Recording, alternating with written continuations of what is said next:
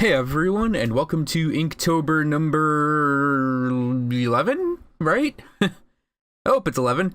Um, Today's video, we're going a little deep on this world design I was doing. Yesterday I did Sombra, so it's technically the first piece of fan art in here. I have a couple other ideas for fan art things, but today we're doing a street shaman. If you've paid attention to things like, I think the main thing it's really from would be Shadowrun. The concept of a street shaman, where you kind of combine a character with shamanistic aspects with like a cyberpunk street character, and you get the street shaman. So in this concept, it's gonna look a little magical, but in this particular world, there isn't magic at all, so it's more of a technology simulating the concept. And I find that idea kind of intriguing sometimes, where you have a technology so sufficiently advanced it appears as magic. It's Arthur C. Clarke's third law. So, in this world, there are a lot of things that do basically seem like magic. And that's kind of true of our world, too. I mean, we have these ultra-powerful computers we carry around in our pockets that can connect to pretty much anything in the world, get us any piece of information we desire, can order us food, help us get medical attention, teach us, inspire us. We can derive pleasure from them. And we predominantly use them to look up like funny pictures of animals.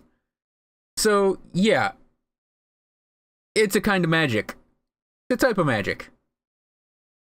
And I think we have some things that kind of go into that a lot more. So like a lot, but like flight. And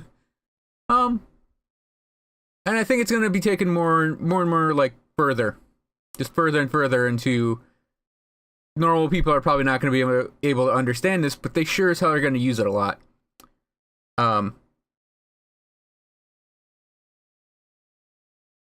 And I think there's going to possibly be. I'm kind of slurry today for some reason. Possibly be. I have to enunciate better today. In all fairness, this is the first thing I'm recording audio-wise. So yeah, I think. You know, a concept might be using different ways of interfacing with this pseudo magic we're creating. Would be kind of interesting. And having a character do gestural interactions in order to create this. Create the effects of it, but also gain the boon of it.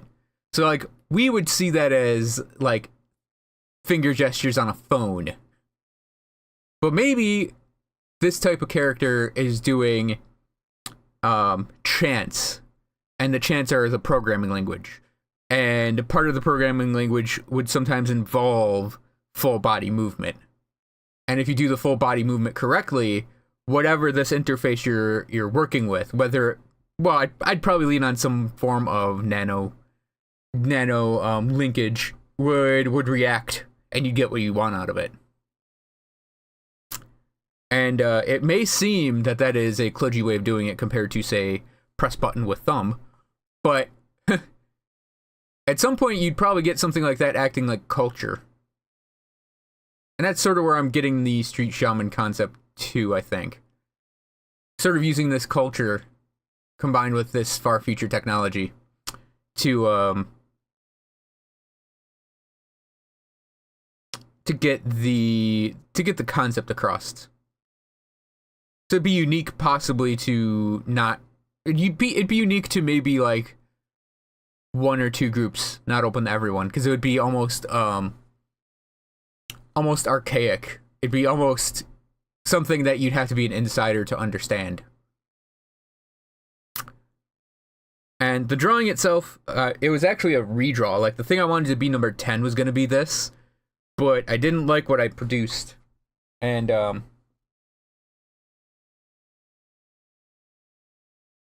I think I like the pose a bit more. Like, I'm looking at the old one. And maybe the staging a bit more, but the actual drawing itself, I didn't like the way it turned out. And I didn't want to just repeat the pose again and attempt to just make it drawn better. I wanted to have it be, like, upgraded from the previous one.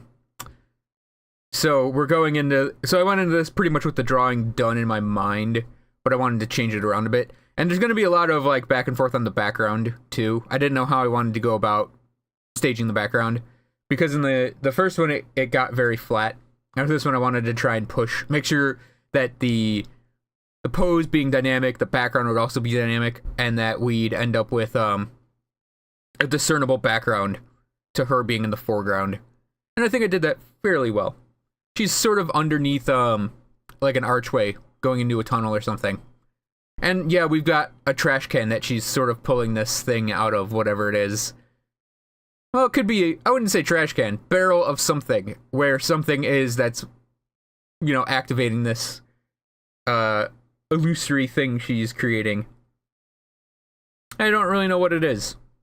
Part of the mystery of this, figuring out what the invocation of this weird technology would be, what she's doing. I don't think there's much else to say. I actually like the way I handled doing her muscles this time. Sort of using the hatching layers to get the various parts looking right, looking well drawn. And I think I'm gonna try to carry that forward in the future. And her hair is actually really fun to do because it's basically grabbing the brush pen and kind of going nuts with it. Just way more hair than I intended her to have, but once I started, I just couldn't stop. So I think that's gonna be my time for today. I think that's the video for today. So like I guess I just can't get my mouth to open all the way to say words fully. So please check out my Patreon. You'll find a link in the description below, and there should be the URL on the screen. And thanks for watching, everyone. I hope you guys enjoyed this video, and I'll see you tomorrow for the next Inktober drawing.